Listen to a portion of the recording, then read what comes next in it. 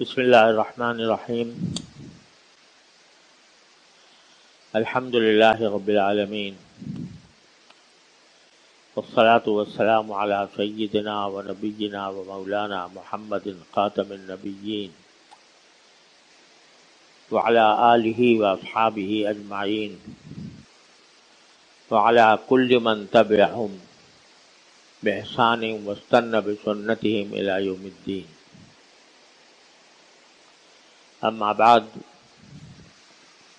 میرے محترم بزرگوں، دوستوں اور ساتھیوں، السلام علیکم ورحمۃ اللہ وبرکاتہ۔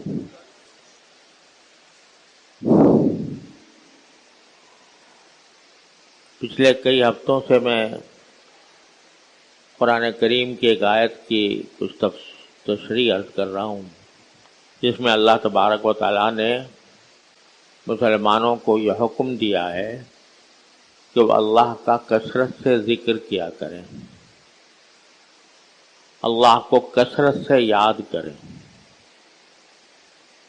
اور یہ حکم کسی ایک آیت میں نہیں بلکہ قرآن کریم میں متعدد مقامات پر دیا گیا ہے، یہاں تک کہ صبح میں جہاں یہ حکم ہے کہ جب تم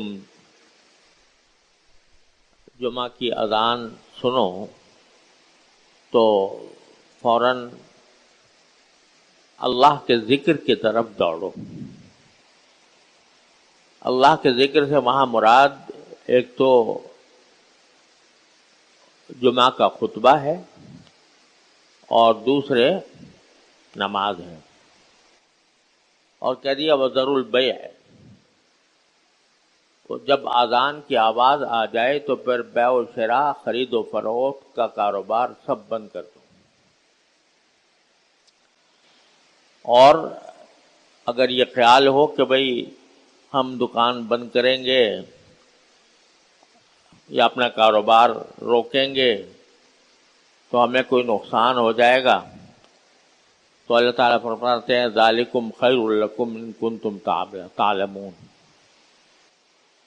اس وقت اللہ کے ذکر کی طرف دوڑنے کے ساتھ اپنے کاروبار کو بند کر دینے میں ہی تمہارے لیے بہتری ہے، اگر تمہیں صحیح حقیقت کا علم ہو۔ پھر آگے فرماتے ہیں فَإِذَا قُضِيَتِ الصَّلَاةُ، جب نماز پوری ہو جائے تو فَانتَشِرُوا فِي الْأَرْضِ، تو زمین میں پھیل جاؤ، وَابْتَغُوا مِن فَضْلِ اللَّهِ، اور اللہ کا فضل تلاش کرو۔ اللہ کا فضل تلاش کرنے کا لفظ قرآن کریم میں متعدد مقامات پر آیا ہے روزی کمانے کے لیے، یعنی روزی کمانے کے جو اسباب ہیں وہ تم شروع کر سکتے ہو جب نماز پوری ہو گئی تو، لیکن جب اپنے روزی کمانے کے اسباب میں تم مشغول ہوئے تو وَاذْكُرُوا اللَّهَ كَثِيرًا، باوجود ہے کہ تم تجارت میں لگے ہوئے ہو، تم ملازمت کر رہے ہو، تم کھیتی باڑی کر رہے ہو، کوئی بھی کام کر رہے ہو، وَاذْكُرُوا اللَّهَ كَثِيرًا، تو اللہ کو کثرت سے یاد رکھو، اللہ کا کثرت سے ذکر کرتے رہو۔ یعنی ایک ذکر وہ ہے جو جمعہ کے لیے بلایا گیا تھا، تو کہا گیا تھا کہ اللہ کے ذکر کی طرف آؤ اور مشقت اٹھا کر آؤ اللہ کے ذکر کی طرف۔ یہ اللہ کا ذکر ہو رہا ہے، یہاں پر خطبہ ہو رہا ہے، باز ہو رہا ہے اور نماز پڑھی جا رہی ہے، سب ذکر ہے۔ لیکن جب اپنے کاروبار کے سلسلے میں، اپنے روزی کمانے کے سلسلے میں تم باہر نکلے، وہاں پر بھی اللہ کو کثرت سے یاد کرو، لعلکم تفلحون، تاکہ تمہیں فلاح حاصل ہو۔ تو یہاں کا کثرت سے ذکر کرنے کا حکم دیا گیا ہے۔ تو میں عرض یہ کر رہا تھا کہ اللہ کے کثرت سے ذکر کے کئی طریقے ہیں، اور وہ سارے کے سارے اس حکم کی تعمیل کے لیے انسان کے لیے راستے کھلے ہوئے ہیں. ان میں سے 3 میں نے پہلے بیان کیے. ایک یہ کہ چلتے پھرتے اٹھتے بیٹھتے انسان کی زبان پر کوئی ذکر رہے. کوئی مشکل کام نہیں ہے، صرف ارادے اور توجہ کی ضرورت ہے کہ آدمی ایسی فضول وقت گزارتا ہے، کہیں ایک جگہ سے دوسری جگہ جا رہا ہے، خیالات اس کے دماغ پر پتہ نہیں کیا کیا مسلط ہیں. اس وقت میں اگر آدمی بس زبان کو حرکت دے رہی ہے نا، سبحان اللہ پڑھتا چلا جائے، درود شریف پڑھتا چلا جائے، ادا چلا جائے. یہ رسول کریم صلی اللہ علیہ وسلم نے اس کی ترغیب دی، اس کی تعلیم دی، جس کا میں نے پہلے ذکر کیا تھا. دوسرا طریقہ اللہ جل جلالہ کو کثرت سے یاد کرنے کا میں نے یہ عرض کیا تھا کہ آدمی اللہ تبارک و تعالیٰ کی نعمتوں کو دیکھتا رہے. جو واقعہ انسان کے ساتھ پیش آیا ہے تو اس کو دیکھے کہ یہ اللہ تبارک و تعالیٰ کا کرم اور فضل ہے کہ میرے ساتھ یہ اچھا واقعہ پیش آ گیا.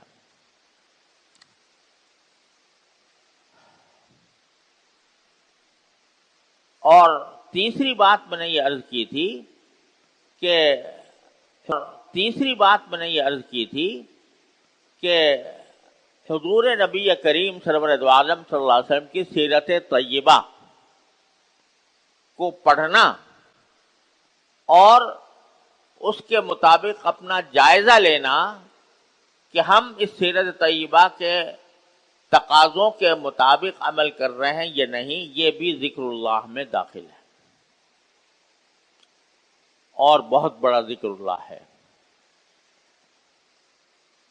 آج میں عرض کرتا ہوں چوتھی بات کہ اللہ تبارک و تعالیٰ کا کثرت سے ذکر کرنے کا ایک اہم اور آسان طریقہ یہ ہے کہ انسان کو جو کوئی حاجت پیش آئے، چھوٹی ہو یا بڑی، وہ اللہ تعالی سے مانگنے کی عادت ڈالے، چاہے زبان سے اور چاہے دل سے. کوئی بھی حاجت پیش آئے انسان. حدیث میں رسول کریم صلی اللہ علیہ وسلم نے ارشاد فرمایا کہ اگر تمہارے جوتے کا تسمہ بھی ٹوٹ جائے تو اللہ سے مانگو کہ یا اللہ یہ تسمہ ٹھیک کر دیجیے.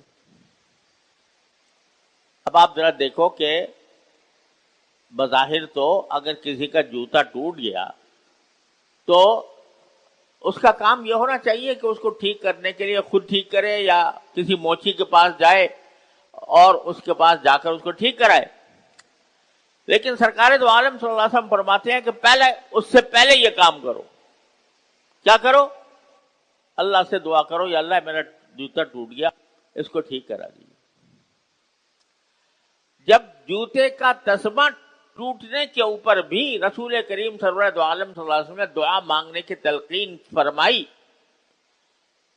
تو اس کے معنی یہ ہے کہ جتنی انسان کی حاجتیں پیش آتی ہیں انسان کو، اس ہر حاجت کے موقع پر اللہ تعالی سے دل میں یا زبان سے مانگنے کی عادت ڈالے. اگر فرض کرو کہ آپ گھر سے نکل رہے ہو، بلکہ میں صبح سے شروع کرتا ہوں کہ جب صبح کو نماز پڑھی فجر کی اور اس وقت میں باہر نکلنا ہے، زندگی کے معرکے میں داخل ہونا ہے، تو اللہ تعالیٰ سے مانگ لو یا اللہ میں دن شروع کر رہا ہوں، پتہ نہیں کیسے واقعات پیش آئیں، کیسے حالات پیش آئیں، یا اللہ اس دن کو مجھے اپنی مرضی کے مطابق گزارنے کی توفیق عطا فرما دے. کوئی مشکل کام ہے؟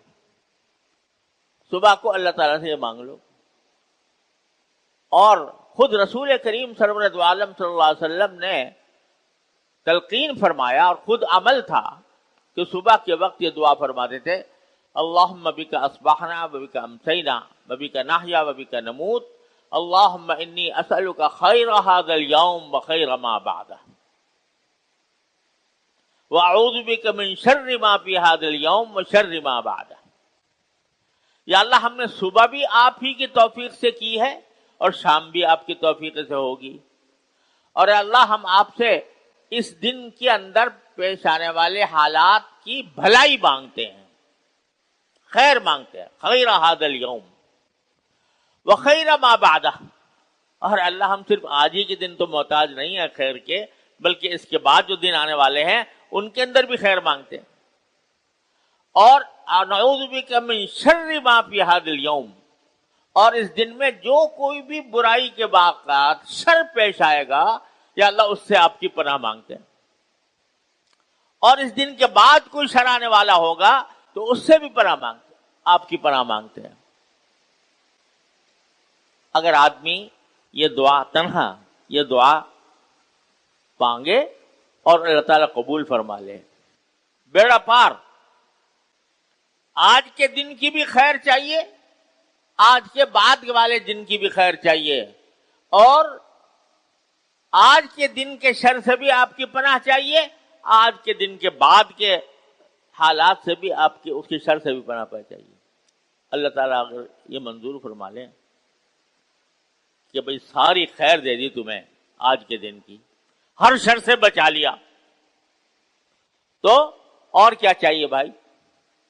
خیر میں دنیا کی خیر بھی ہے اور آخرت کی خیر بھی ہے۔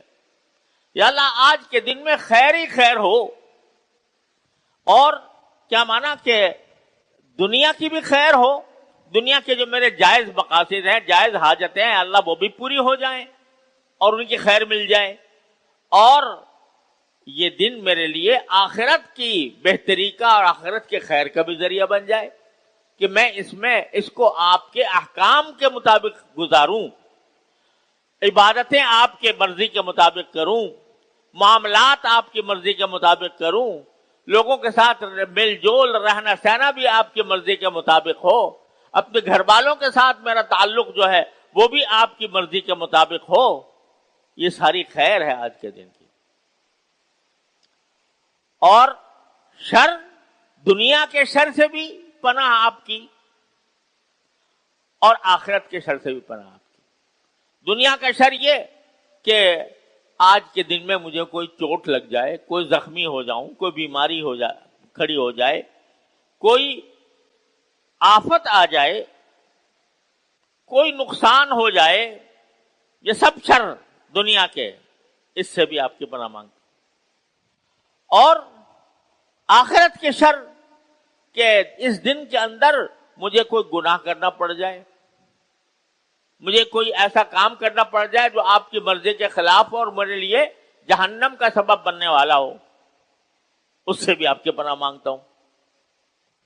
بتاؤ کیا چیز رہ گئی؟ ایک ہی جملہ ہے، اور اس میں نبی کریم سرورت عالم صلی اللہ علیہ وسلم نے دنیا اور آخرت دونوں کی بھلائی کی دعا بتا دی۔ جو بندہ روز اس کا اہتمام کرے، کوئی دن چھوڑے نہیں، صبح سویرے اس کا انتظام کرے، اہتمام کرے،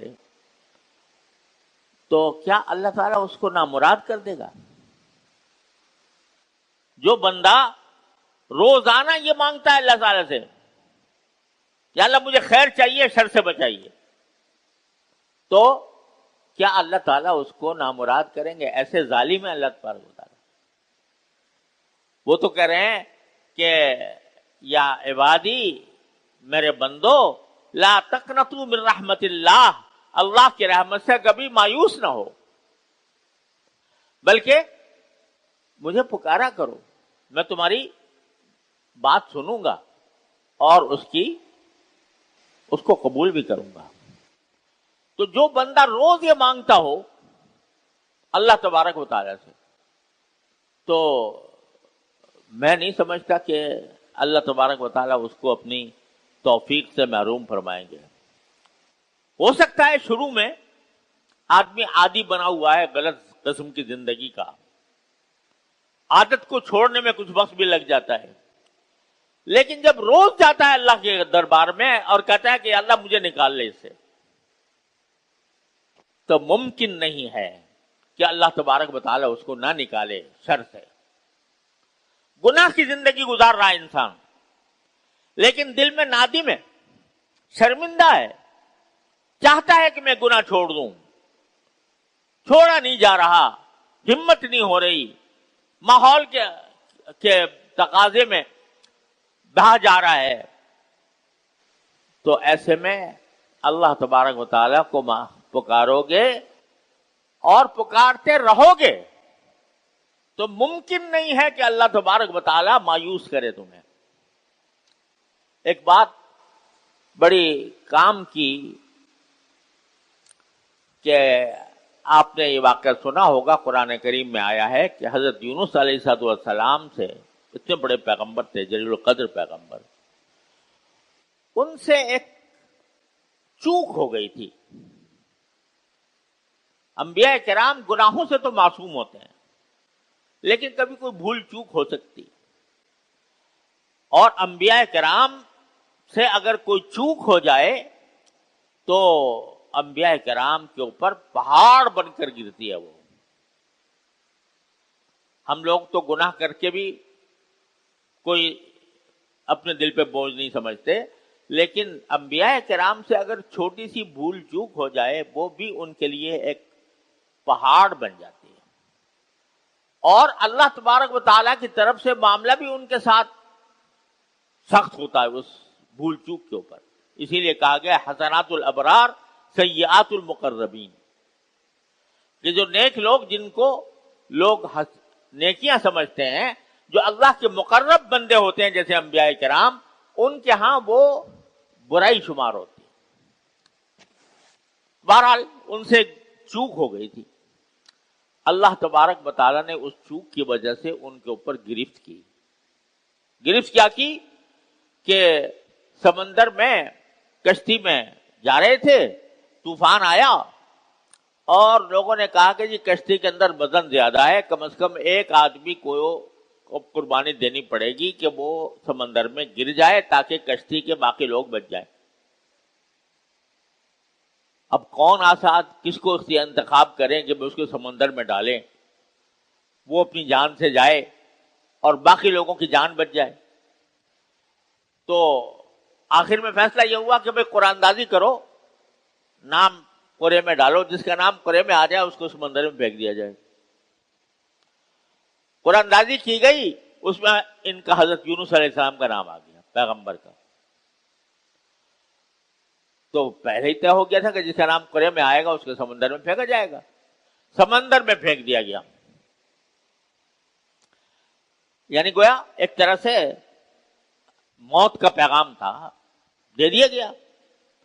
اللہ تعالیٰ نے یہ کیا کہ ایک بہت بڑی مچھلی، ویل مچھلی جو بہت بڑی ہوتی ہے، وہ آئی اور حضرت یونس علیہ السلام کو نگل لیا، اس نے پیٹ میں چلے گئے۔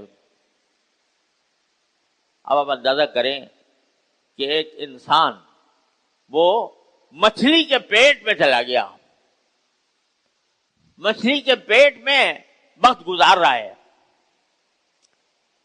اس وقت میں کیا کیا یونس علیہ السلام نے؟ قرآن کریم نے اس کا ذکر کیا ہے۔ قرآن نے فرمایا فنادا فی الظلمات، وہ جو مچھلی کے پیٹ کی اندھیریاں تھیں اس میں انہوں نے آواز دی، اللہ تعالیٰ کو آواز دی۔ کیا آواز دی؟ لا الہ الا انت سبحانک انی کنت من الظالمین۔ یہ آیت کریمہ جس کو کہا جاتا ہے، لا الہ الا انت سبحانک انی کنت من الظالمین۔ اب یہ بظاہر دعا نہیں ہے، یہ صرف یہ ہے کہ اللہ آپ کے سوا کوئی معبود نہیں، آپ ہر عیب سے پاک ہیں، میں ہی ظلم کرنے والا تھا، میں نے اپنی جان پر ظلم کیا۔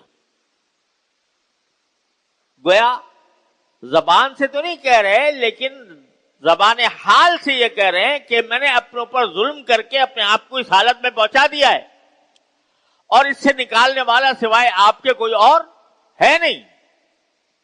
لا الہ الا انت سبحانک انی کنت من الظالمین، یہ آواز دی اللہ تعالیٰ کو یونس علیہ السلام نے مچھلی کے پیٹ سے.